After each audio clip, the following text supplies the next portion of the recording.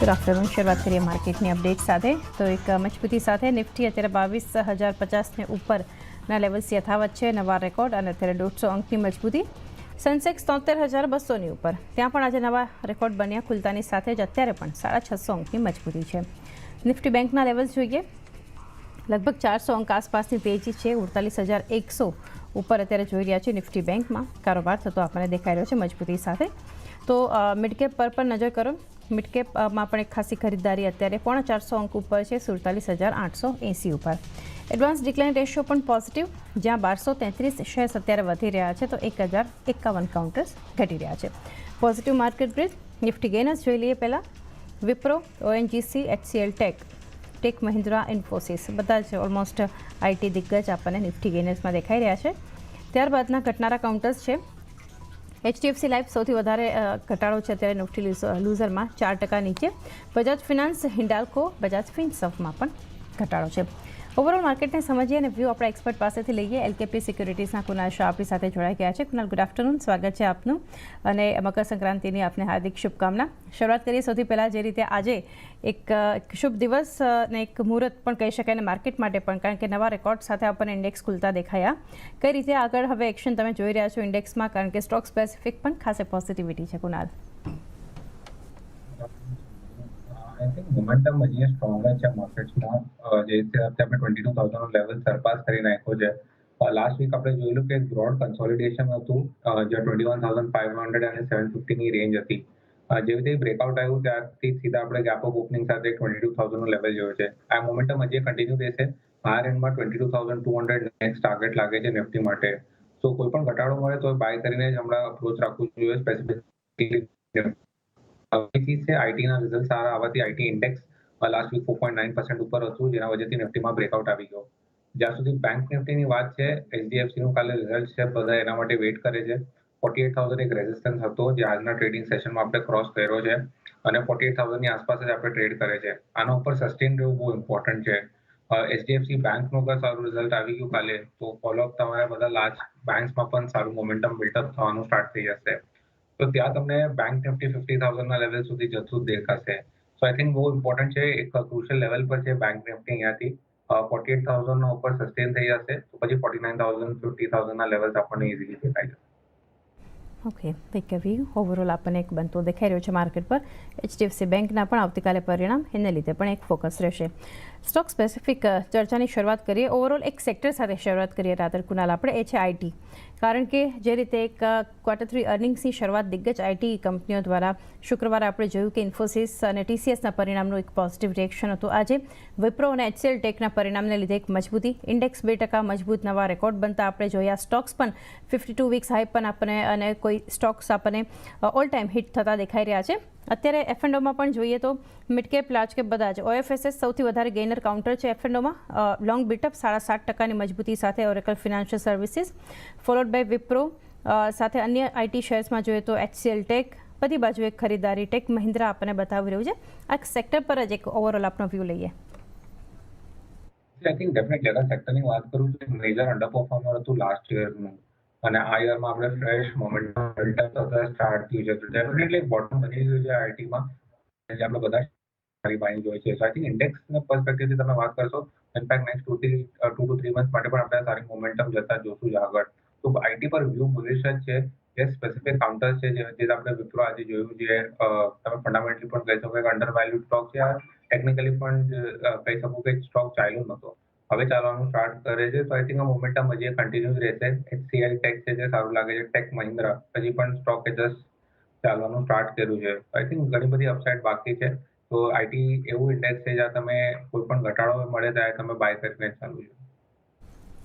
Okay, કોઈ પણ ઘટાડે એક ખરીદારી આ ઇન્ડેક્સ પર, ઓવરઓલ આઈટી પર બનતી દેખાઈ રહી છે. ત્યારબાદનું કાઉન્ટર છે ઓએનજીસી. લોંગ બિલ્ટઅપ ત્યાં પણ થઈ રહ્યું છે ઓએનજીસીમાં, અને આઈટી ઓવરઓલ વધી રહ્યું છે. તો એક નિફ્ટી ગેનર્સમાં પણ એક માત્ર કાઉન્ટર છે કે જે અત્યારે સાથે જ મજબૂતી બતાવી રહ્યું છે. ઓએનજીસીના ડિટેલ્સ લઈએ તો 5% મજબૂત છે, અને જોઈ રહ્યા છે લગભગ 25%ના એડિશન આપણને બતાવી રહ્યું છે. કઈ રીતે ચાર્ટ્સ પર જોઈ રહ્યા છો ઓએનજીસીને? ડેફિનેટલી ઓએનજીસીમાં તમે જોશો તો 215 અને 220નો લેવલ હતો, જ્યાં મેજર રેઝિસ્ટન્સ હતું. અને કેટલી વાર આપણે ત્યાં ફેલિયર જોયું હતું એના પછી જ્યારે બ્રેકઆઉટ આવવાનું હવે સ્ટાર્ટ થઈ ગયું તો ફ્રેશ મોમેન્ટમ બિલ્ડઅપ થવાનું ક્લિયર કટ ઇન્ડિકેશન દેખાય છે. સો ઓએનજીસી 234 235 ચાલે છે આજના ટ્રેડિંગ સેશનમાં. ઇનફેક્ટ લાસ્ટ 2 ટ્રેડિંગ સેશનમાં જોશો તો ઓલમોસ્ટ 10% જેટલું તો ઉપર ચાલી રહ્યો છે સ્ટોક. તો આઈ થિંક યસ ઘણી રેલી આવી ગઈ છે. કોઈ ડિક્લાઇન મળે તો બેસ્ટ છે યુટિલાઇઝ બાય કરવા માટે. 230 225 આઇડલ બાઇંગ ઝોન બની જાય છે સ્ટોક માટે. ત્યાંથી તમે જોઈ શકો છો સ્ટોક વાપસ 245 250 ના લેવલ્સ પણ બતાવી શકે છે. તો કોઈ ઘટાડો મળે તો યુટિલાઇઝ કરો ઓએનજીસીને બાય કરવા માટે. ઓકે, બાય ઓન ડિપ્સ એક વ્યૂ અહીંયાથી ઓએનજીસી પર, અને ઓએનજીસીમાં પણ આપણે જોયા આજે 235 ના 52 વીક્સ હાઈ બને અત્યારે એ જ લેવલ પર ટ્રેડ થઈ રહ્યું છે. વધુ એક સેક્ટર જ્યાં આજે મજબૂતી અને સ્ટોક્સ 52 વીક્સ હાઈ બનાવી રહ્યા છે એ છે ફાર્મા. કુનાલ, એના પર એક વ્યૂ લઈએ. એફએન્ડોમાં પણ જોઈએ તો ઓરોબિંદો ફાર્મા શોર્ટ કવરિંગ થઈ રહ્યું છે. ગ્લેનમાર્ક ફાર્મા, ગ્રેન્યુલ્સ ઇન્ડિયા જેવા શેર્સ જે છે, આ ત્રણેય કાઉન્ટર્સ એવા છે કે જ્યાં આજે 52 વીક્સ હાઈ બનતા પણ આપણે જોયા, અને અત્યારે ખાસી મજબૂતી લોંગ બિલ્ટઅપ તો ક્યાંય અત્યારે આપણને અમુકમાં આપણને શોર્ટ કવરિંગ દેખાઈ રહ્યું છે ઓરોબિંદો ફાર્મા. પરંતુ કઈ રીતે ઓવરઓલ આ સ્પેસને તમે જોઈ રહ્યા છો? Firstly pharma as a space definitely long term માટે બુલિશ ટ્રેન્ડ છે. એક મેજર અંડર પરફોર્મર રહ્યું હતું. ફાઇનલી લાસ્ટ યર આપણે જોયું કે એક એકચ્યુઅલ બોટમ બેઝ બાઇંગ આવવાનું ફાર્મા એઝ અ સ્પેસમાં ચાલુ થઈ ગયું. એક સ્ટોક આમાંથી હું હાઇલાઇટ કરવા માંગીશ, એ છે ગ્લેનમાર્ક ફાર્મા. આજના ટ્રેડિંગ સેશનમાં સ્પેસિફિકલી જોશો એક મોટો કન્સોલિડેશનનો બ્રેકઆઉટ આવ્યો છે વોલ્યુમ સાથે. સ્ટોક એક રાઉન્ડિંગ બોટમનો ફોર્મેશન પણ બનાવી દીધેલો ટેકનિકલ ચાર્ટ્સ ઉપર. So I think Glenmark pharma ready છે 4 ફિગર્સના થવા માટે. 911 કરન્ટલી ચાલે છે. તો તમને કોઈ પણ ઘટાડો પણ મળે ગ્લેનમાર્ક ફાર્મામાં યુટિલાઇઝ કરો બાય કરવા માટે. 870 આનો એક સપોર્ટ બની ગયો છે. જે ફર્સ્ટ જોઉં છું હાયર એન્ડ પર એ છે 970 નો, અને સેકન્ડ ટાર્ગેટ છે 1000 નો. ઓકે, 870 સ્ટોપ લોસ, 970ના પહેલા લક્ષ્યાંક અહીંયાથી ગ્લેનમાર્ક ફાર્મા બતાવી શકે છે. એ સાથે જ સમય થયો છે હાલ હવે એક બ્રેક લઈએ. બ્રેક બાદ ચર્ચા કરીશું ઓપ્શન એક્સચેન્જ પર.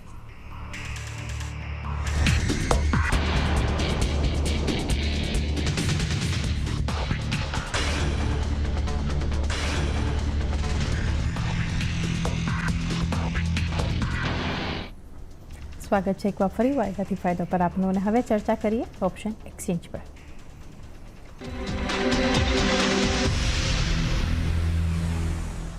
કુનાલ શાહ આપણી સાથે જોડાયેલા છે. કુનાલ, ઓપ્શનમાં આજે ક્યાં સ્ટ્રેટેજી તમારી ઇન્ડેક્સ કે સ્ટોક પર? સ્ટાર્ટિંગમાં ડિસ્કસ કર્યું કે નિફ્ટી કાફી લોંગ છે એના ટાર્ગેટ અપસાઇડ માટે. નિફ્ટી પર જ હશે, જ્યાં તમે નિફ્ટીનો 22,000 નો કોલ ઓપ્શન બાય કરી શકો છો, ઇન ધ મની છે. અને સેકન્ડ છે 22,200 નો ઓપ્શન સેલ. બુલ કોલ સ્પ્રેડની એક સ્ટ્રેટેજી હું રેકમેન્ડ કરું છું કરંટ લેવલથી. ટોટલ તમે ડેબિટ સ્પ્રેડ જોશો તો આનું 110 ની આસપાસ ચાલતું હશે. તો તમે કરંટ લેવલ્સ પર જ એને બાય કરી શકો છો. સ્ટોપ લોસ તમારે નીચે 50 રૂપિયાનો રાખવાનો છે. ફર્સ્ટ ટાર્ગેટ હશે મારો અપસાઇડમાં 180, અને સેકન્ડ ટાર્ગેટ હશે 200 નો. હું એક્સપેક્ટ કરું છું કે નેક્સ્ટ 1 થી 2 દિવસમાં નિફ્ટી એટલીસ્ટ 22,000 ના લેવલ્સ આપણે અપસાઇડમાં દેખાશે. અને અગર એક્સપાયરીના દિવસે 22,000 પર જ એક્સપાયર થયું ત્યારે આપણને ફૂલ પ્રોફિટ 200 રૂપિયાનો મળશે. ઓકે, તો 22,000ના કોલ પર એક ખરીદારીની સલાહ, 22,200નો કોલ વહેંચી શકો છો. 50નો સ્ટોપ લોસ, 180 અને 200ના બે લક્ષ્યાંક જે છે અહીંયાથી આપણને મળતા દેખાઈ રહ્યા છે. તો ખાસ આ એક સ્ટ્રેટેજી ફોકસમાં રાખવી. ત્યારબાદ ફરી સ્ટોક સ્પેસિફિક ચર્ચાને આગળ વધારીએ. અન્ય કાઉન્ટર્સ જ્યાં એક મજબૂતી દેખાઈ રહી છે કે રિલાયન્સ પર વ્યૂ લઈએ કુનાલ. કારણ કે અત્યારે તો લોંગ બિલ્ટઅપ છે, 1.25% જેટલી મજબૂતી છે. પરંતુ જે રીતે એક આપણે 8 ડિસેમ્બરથી અત્યાર સુધીમાં જોઈએ નિફ્ટીના 1000 પોઈન્ટનું જે એક આ રેલી આપણે અત્યાર સુધી જોઈ નવા લેવલ્સ તરફ, રિલાયન્સનું ખાસું એક મેજર કોન્ટ્રીબ્યુટર આપણે રિલાયન્સને પણ ગણી શકીએ છીએ. એના પર કઈ રીતે આપની સલાહ રહેશે? રિલાયન્સ તમે જોશો કે લાસ્ટ 1.5 વર્ષથી એક મોટું સાઇડવેઝ કન્સોલિડેશન કોઈ આ કંઈક મોમેન્ટમ નહોતું. ફાઇનલી જે 2700 નો જે રેઝિસ્ટન્સ હતો રિલાયન્સે સરપાસ કર્યો છે. તો ક્લિયરલી એક નવી ટેરેટરીમાં ઘૂસવા માટે સ્ટોક પણ રેડી થઈ ગયો છે. શોર્ટ ટર્મ માટે જે મને ટાર્ગેટ લાગે છે એ છે 2920 થી લઈને 3000 ના અપસાઇડ માટે, જ્યાં તમને ટાર્ગેટ બતાવી શકે છે. ઓલરેડી શાર્પ તમારી રેલી 4-5 દિવસની થઈ ચૂકી છે. આઈ થિંક તમને કોઈ પણ રિટ્રેસમેન્ટ યા ડિપ મળી જી કોઈ ટેકનિકલ એરર આપણે ફોન લાઈન પર કનેક્ટ કરીએ કુનાલને. મીનવાઇલ નજર કરી લઈએ અન્ય શેર્સ કે જ્યાં અત્યારે આપણે એક મજબૂતી જોઈ રહ્યા છીએ. આઈટી અને ફાર્મા પર વાત કરી. એમસીએક્સ પર નજર કરીએ. લોંગ બિલ્ટઅપ જોઈ રહ્યા છીએ અત્યારે. એમસીએક્સ 4.5% મજબૂતી, 6.5% ઓઆઈ એડિશન જે છે આપણને બતાવી રહ્યું છે. ત્યારબાદ આરઈસી પર નજર કરો. શોર્ટ કવરિંગ છે આરઈસી, 3% ખરીદદારી ત્યાં પણ આપણને દેખાઈ રહી છે અને લગભગ 5% જેટલા ઓઆઈ કટ થયા છે આરઈસીમાં. અન્ય શેર્સ છે કે મજબૂતી બતાવી રહ્યા છે લોંગ બિલ્ટઅપ સાથે છે બીઈએલ. બીઈએલમાં આપણે જોઈ રહ્યા છીએ ઓલમોસ્ટ ડેઝ આ 190 આસપાસ અત્યારે ટ્રેડ થઈ રહ્યું છે. 3% ખરીદી સાથે 3.25% ઓપન ઇન્ટરેસ્ટ એડિશન આપણને બીઈએલમાં ખાસ કરીને દેખાઈ રહ્યા છે. ઇન્ડિયન હોટેલ્સ પણ મજબૂતી છે અને ત્યાં પણ લગભગ 3% આસપાસની ખરીદદારી અત્યારે ફ્યુચરમાં આ કાઉન્ટર ટ્રેડ થઈ રહ્યું છે 475 આસપાસ. તો ઇન્ડિયન હોટેલ્સ પણ એક ફોકસમાં રહેશે. અન્ય કાઉન્ટર્સ છે ચોલા ઇન્વેસ્ટમેન્ટ જ્યાં લોંગ બિલ્ડઅપ થઈ રહ્યું છે 2.5%ની મજબૂતી સાથે.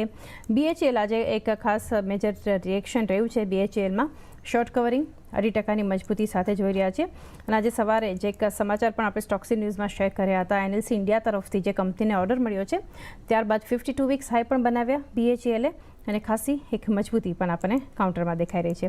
સંવર્ધન મધરસન પર નજર કરો તો ત્યાં એક લોંગ બિલ્ટઅપ 2.5%ની તેજી સાથે આપણે જોઈ રહ્યા છીએ. લગભગ 1.25%ના ઓપન ઇન્ટરેસ્ટ એડિશનની સાથે આપણને દેખાઈ રહ્યું છે. આપણે એક્સપર્ટ આપણી સાથે આગળ જોડાશે, ચર્ચાને આગળ વધારીશું અને કુનાલના ટ્રેડિંગ કોલ્સ પર પણ નજર કરવાની છે. પરંતુ એ પહેલાં સમય થયો છે હાલ લઈએ એક બ્રેક.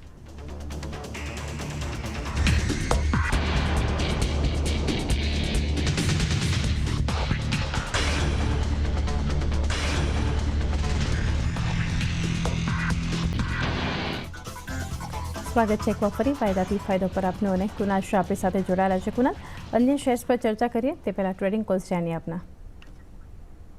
આઈ થિંક ઓવરઓલ તમે માર્કેટ્સમાં જોશો તો મોમેન્ટમ સારું એવું બિલ્ટઅપ થઈ ગયું છે.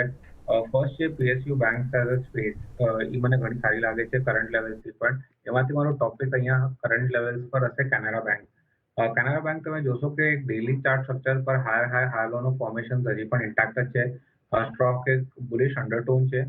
આ ફ્રેશ બ્રેકઆઉટ જે આવશે સ્ટોકમાં એટલી સ્ટોકને 485 490ના લેવલ સુધી તો લઈ જશે. કરંટ પ્રાઇસ છે 465 ની આસપાસ, તો તમે કરંટ લેવલથી બાય કરી શકો છો. 450 નો સ્ટોપ લોસ રાખવાનો છે.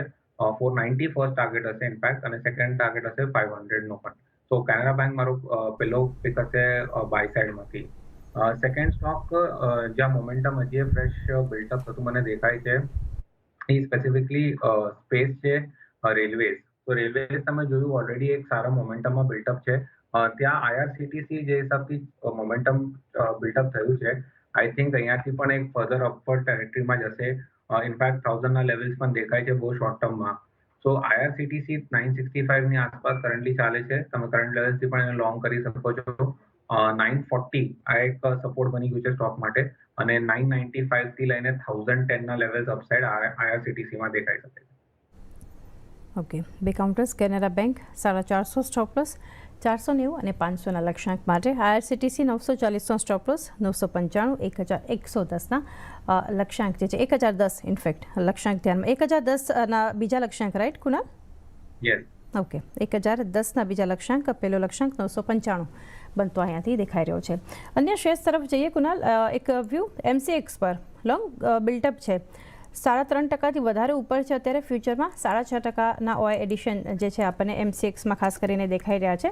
અને આજે જે લેવલ્સ 3193 ડેઝ હાઈથી થોડું કરેક્શન છે પરંતુ એક મજબૂતી હજુ પણ આપણે અહીંયા જોઈ રહ્યા છીએ.